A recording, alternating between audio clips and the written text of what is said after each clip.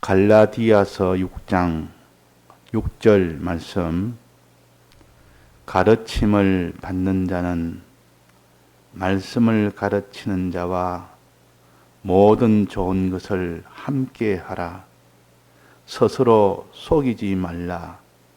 하나님은 만홀히 여김을 받지 아니하시나니 사람이 무엇으로 심든지 그대로 거두리라. 네.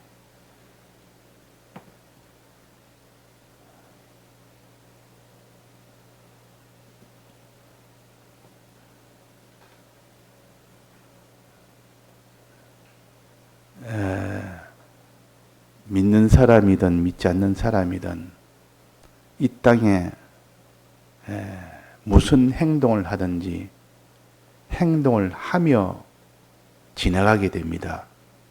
행동 없이 지나가는 사람은 없습니다.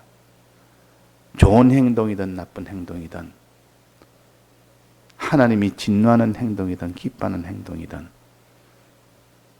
하여튼 무슨 행동을 하든지 다 행동을 하고 지나갑니다. 그런데 하나님은 반드시 행한 대로 갚아주신다고 하셨습니다. 이를 가르쳐서 심는 대로 하나님은 거두시는 하나님이시라고 하셨습니다. 즉 행한 대로 갚아주신다 그 말입니다. 이렇게 행하시면 그 행한 대로, 저렇게 행하시면 그렇게 행한 대로, 하나님을 진노하게 했으면 진노한 대로, 하나님을 기쁘시게 했으면 기쁘시게 한 대로 반드시 사람은 이런 행동을 하고 지나갑니다. 근데 하나님이 거기에 대해서 반드시 행한 대로 갚아주는데 그 행한 대로 갚아줄 때는 하나님을 기쁘시게 했느냐 하나님을 노하게 했느냐는 이 둘을 가지고 하나님은 갚으십니다. 그러니까 하나님을 기쁘시게 하는 행동이 아니면 하나님을 노하게 하는 행동이에요. 둘 중에 하나는 하고 지나가지 그거 없이 지나갈 수는 없습니다. 즉 선과 의와 거룩으로 지나가는 그 행동을 하든지 악과 불의와 죄로 행동하고 지나가든지 둘 중에 하나다. 불신자는 전부 다 악으로 살고 불의로 살고 죄로 삽니다. 그런 행동은 그대로 하나님이 다 보응을 하십니다. 믿는 사람은 선으로 살 때도 있고 악으로 살 때도 있고 믿는 사람은 의로 살 때도 있고 불의로 살 때도 있고 거룩으로 살 때도 있고 죄로 살 때도 있고 이렇게 믿는 사람은 왔다 갔다 합니다. 그러면 하나님은 안 믿는 사람은 아예 구속함을 받지 못했기 때문에 어떻게 살았든지 그건 다 전부 다 멸망이 됩니다. 그러나 믿는 사람은 구속함을 입은 자이기 때문에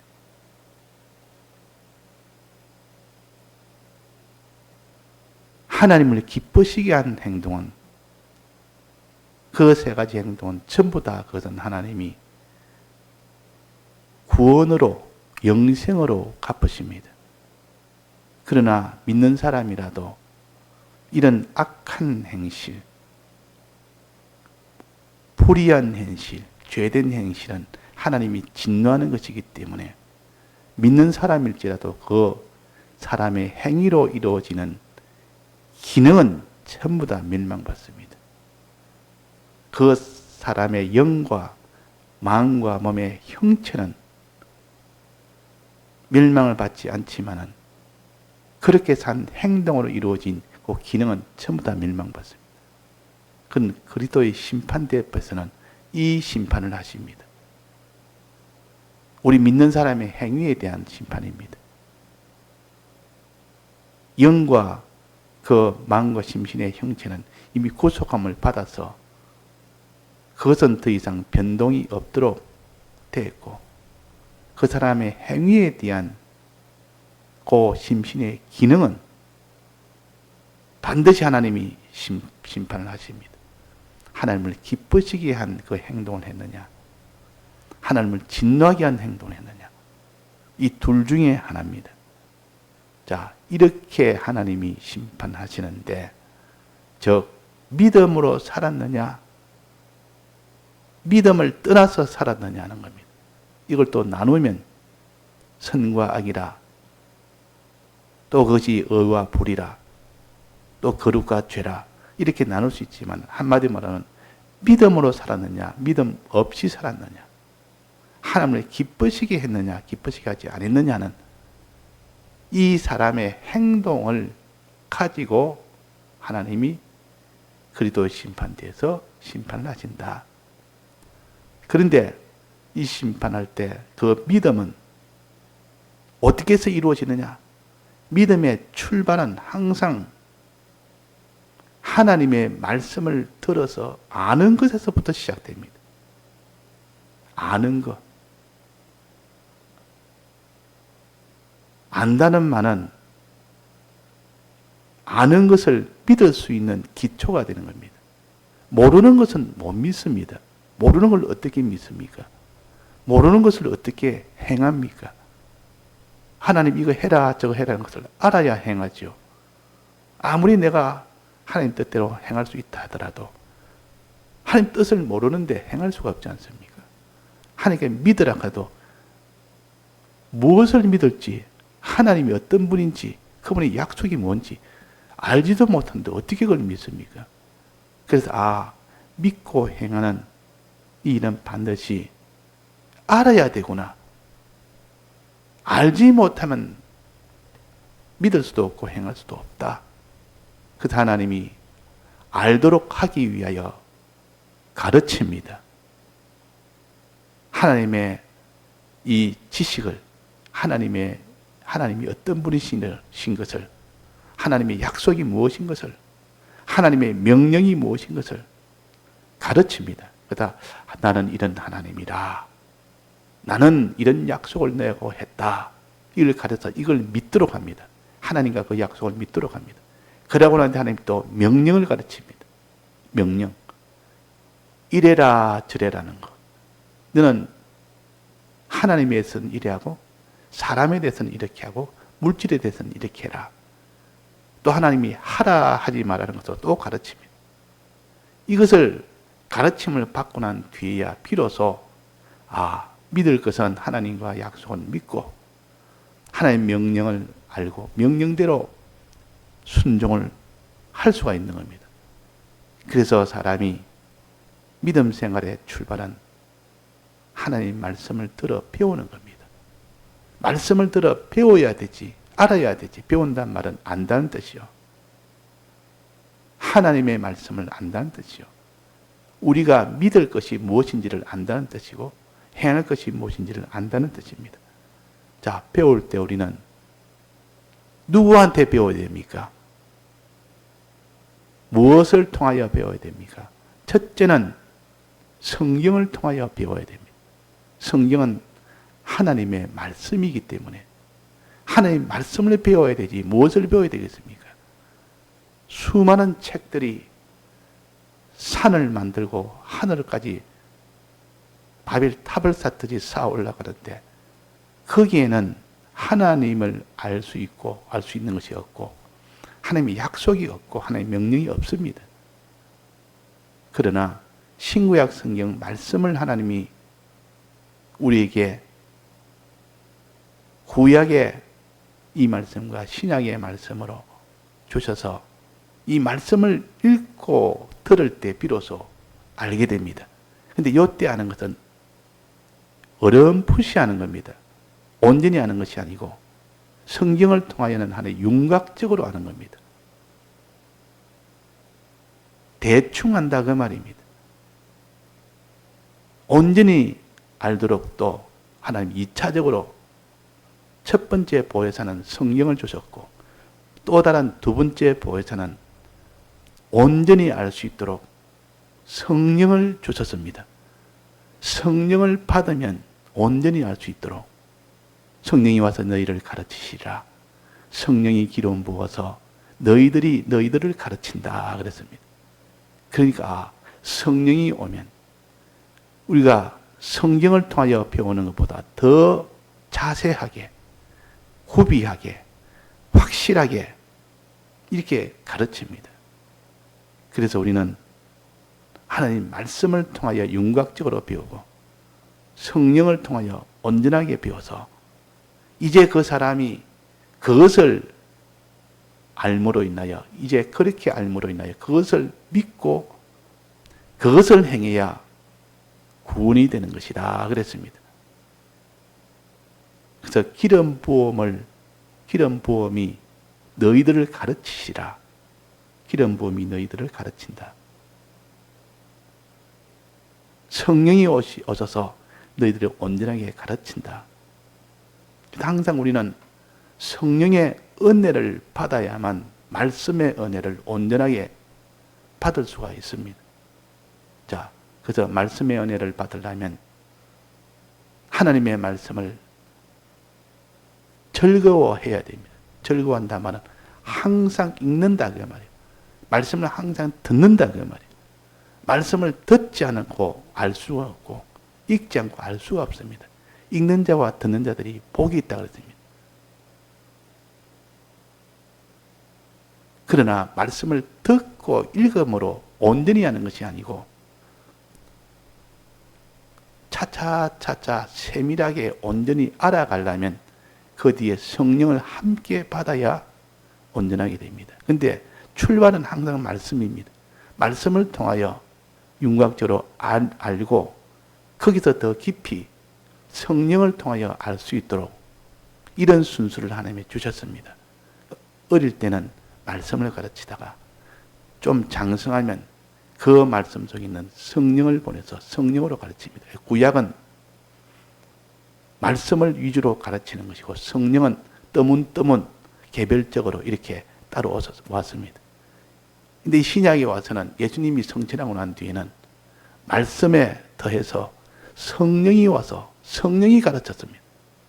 성령이 가르치니까 이전보다도 구약에 있는 것보다 구비하게 알게 되고 온전하게 알게 되고 믿는 것도 이렇게 구비하게 하니까 믿는 것도 구약에서 하는 그 믿음과 신약에서 성령을 받아 믿는 그 믿음은 하늘과 땅 차이가 됩니다. 그래서 아는 것도 성령의 이 감동을 받아야 알게 되고 행하는 것도 믿고 행하는 것도 성령의 감동을 통해서 참으로 믿고 행할 수가 있다는 것. 그 성령은 뭡니까? 하나님이 우리를 직접 감동감화시키는 겁니다.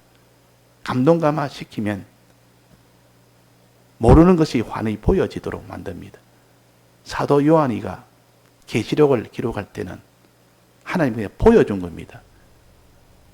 듣게 해준 것과 보여준 것이 같이 있습니다. 음성이 자꾸 하나님의 음성이 이렇게 들리고 하나님 환히 그냥 눈으로 보도록 했어요. 그래가지고 바로 그것을 깨달아 기록을 한 겁니다. 이게 요한계시록이. 그래서 우리는 이 성령의 이 감동은 말씀을 주야로 말씀을 즐거워하고 주야로 묵상하는 자에게 성령이 옵니다. 말씀을 즐거워하는, 말씀을 항상 듣고 읽고 하는 자에게, 또 그것을 묵상하는 자에게, 그 다음에 성령이 와서 그 성령이 내 마음을 감동시키면 내가 알지 못하는 것도 알도록 해줍니다. 깨닫지 못하는 것도 다 깨닫게 해줍니다. 그래서 여호와의 율법을 즐거워하고 주야로 묵상하는 자로다. 복 있는 사람은 묵상하고, 자, 묵상할 때 어떻게 묵상해야 됩니까? 하나님 말씀을 가지고 묵상하는데 그냥 말씀을 가지고 자꾸 묵상만 하면 됩니까? 성경을 안 믿는 사람도 성경 연구 많이 합니다. 성경 안 믿는 사람도 하나의 학문으로서, 그래서 모든 불경도 연구하고 성경도 연구하고 이 코란도 연구하고 그래가지고 하나의 학문의 한 부분으로서 이 사람도 말씀을 항상 많이 듣고 많이 묵상을 합니다. 그 사람도 그러면 이 성경을 바로 깨닫느냐 그 말입니다. 그게 아니고 묵상한단 말은 신앙 양심을 가지고 묵상을 해야 됩니다. 신앙 양심을 가지고. 우리가 신앙 양심을 버리고 아무리 묵상해도 내나 자기 주관으로 묵상하기 때문에, 자기 중심을 가지고 묵상하기 때문에 더욱더 자기 중심의 그런 것만 알게 되지. 그래서 신앙 양심이라는 것은 자기는 다 버리고 내 주관과 사욕과 내 모든 자유는 다 버리고 오직 하나님을 향한 그 마음, 그게 신앙 양심입니다. 양심 고백이라 보통 그러지 않습니까? 양심 고백이라. 자기에 관련된 건 다 손해될 것 감수하고 이것저것 전부 다 던져버리고 오직 옳은 그 마음 가지고 그냥 내가 고백하겠다. 그래가지고 지금까지 자기가 말 못했던 거, 이게 매이고 저게 매였던 거, 그것 때문에 말 못했던 거, 그 하는 게 양심 고백 아닙니까? 그럼 양심 고백은 다 사람들이 놀라면서 그래도 양심 고백했으니까 그 사람을 높이 평가하고 저래 양심 고백하면 자기한테 많이 손해가 되고 여러 가지 많이 어려움도 있을 텐데 그래도 양심 고백을 했다. 그렇지 않습니까? 우리도 그 양심 고백이라면 이 양심이라는 건 우리는 세상 사람들이 말하는 그런 양심은 아니고 신앙 양심입니다. 신앙 양심으로 세상 이것저것 모든 매인 것은 다 버리고 그냥 오직 하나님을 향한 하나님을 위한 그 마음이 양심입니다. 그 신앙 양심입니다. 그 신앙 양심을 가지고 묵상을 하는 겁니다. 이런저런 내 땅에 있는 이권은 다 내가 이런 말하면 내가 불리하다. 이렇게 생각하면 판단하면 내가 또 유리하다. 그런 것은 다 버려버리고 이 세상에 유리하고 불리한 것은 다 버려버리고 오직 하나님 말씀에 하나님 보시기에 옳으냐 틀리느냐 그 옳은 것을 깨달으면서 내가 절단이 나도 이것은 옳은 것이다 하면 내게 손해가 되든 이익이 되든 상관하지 않고 그것을 내가 그렇게 알겠다. 그렇게 깨달아. 그걸 내가 믿겠다 하는 요 마음이 신앙 양심을 가진 마음이요. 요 신앙 양심을 가지고 묵상을 해야 됩니다. 그럴 때에 성령이 자기 마음에 떠오른다 했습니다. 베드로 후서 1장인가요? 성령이 내 마음에 샛별처럼 떠오른다 그랬습니다. 샛별처럼. 신앙 양심을 가지고 묵상하면 하나님의 말씀을 가지고 신앙 양심을 가지고 묵상하면 내 마음에 샛별이 내 마음에 떠오르기까지 주의하는 것이 가다. 샛별은 성령의 감동입니다. 성령의 감동이 왔을 때에 비로소 베드로가 베드로서를 기록했고 요한이 요한복음과 요한 1, 2, 3서와 요한 계시록을 기록했고 그래서 우리가 성령의 감동을 받으면 그때는 사람이 깨끗해집니다. 모든 판단이 옳게 됩니다. 그러나 행하기에는 믿고 행하기에는 부족해서 옳은 것은 알지만은 행치를 못합니다.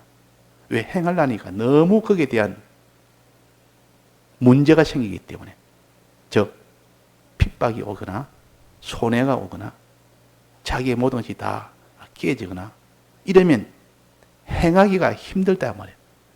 근데 성령이 그 마음을 감동을 시켜버리면 그 행하는 것도 믿는 것도 아무 상관없이 그대로 행해집니다. 이게 성령의 감화요.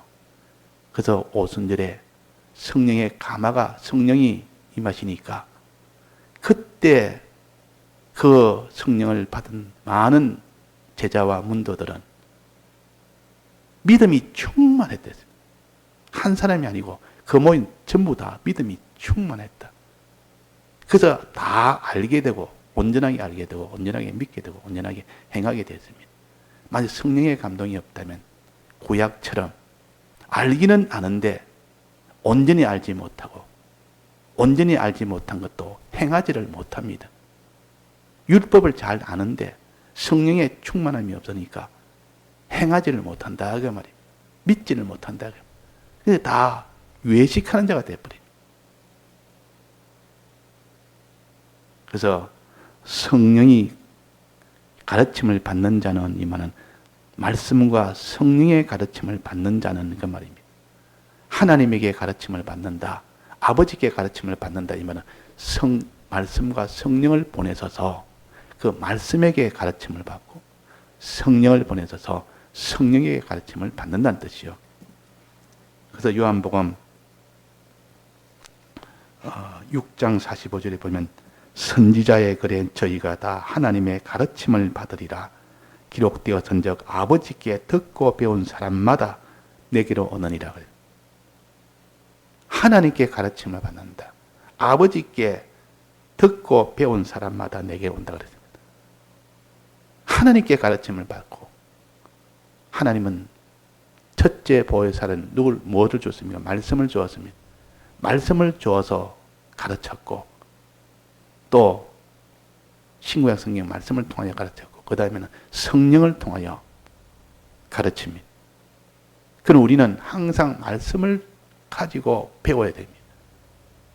말씀을 가지고 배워야 되지 이 성경이 아닌 것 무엇을 근거로 해도 그는 우리는 근거를 둘 수가 없습니다. 성경의 근거를 두고 해야 하나님의 말씀이기 때문에 그 다음에는 성령의 감동입니다.